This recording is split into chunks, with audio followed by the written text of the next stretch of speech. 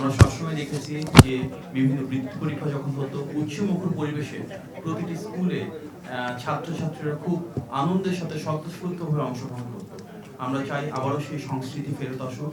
বাংলাদেশের একদম প্রত্যন্ত অঞ্চল থেকে রাজধানী পর্যন্ত প্রতিটি স্কুলে উৎসমুখর পরিবেশে আমাদের শিক্ষার্থীরা আবারও তাদের সেই বৃত্তি পরীক্ষা অংশগ্রহণ করুক। প্রতিটি স্কুলে যেন সেটাকে নিয়ে তাদের স্বীকৃতি মেলে, সমাজে তাদের কাছে সেই মূল্যায়নটুকু ফুটে ওঠে এবং অভিভাবকত্ব, আন্তরিকতা এবং ভালোবাসা নিয়ে মাননীয় শিক্ষামন্ত্রীর নেতৃত্বে আমরা শিক্ষা মন্ত্রণালয়ের সাথে যারা রয়েছে সংশ্লিষ্ট মন্ত্রণালয় আমাদের শিক্ষার্থীদেরকে প্রেরণা জুগিয়ে যাবো।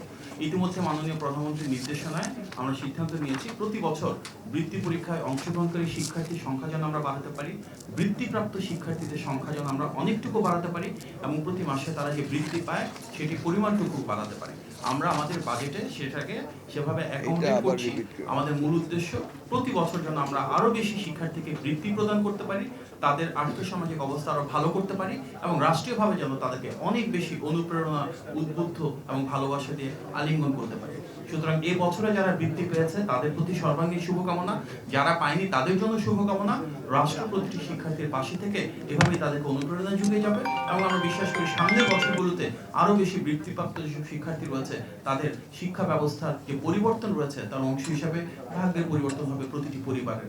আমরা চাই আপনারাও এই যে সাকসেস স্টোরিগুলো তৈরি হচ্ছে বাংলাদেশের জুড়ে অনেক শিক্ষার্থী আজকে বৃত্তি পেয়েছে, তাদের এই সাকসেসটুকু জাতির সামনে তুলে ধরে, প্রত্যেকে যেন স্থানীয়ভাবে তাদের স্বীকৃতিটুকু পায়, প্রত্যেকটা এলাকায় যেন তাদেরকে সেই সম্মানটুকু দেওয়া হয়, সেগুলো আপনারা গণমাধ্যমের যারা আমাদের ভাই বোনেরা রয়েছেন ওনারা নিশ্চিত করবেন।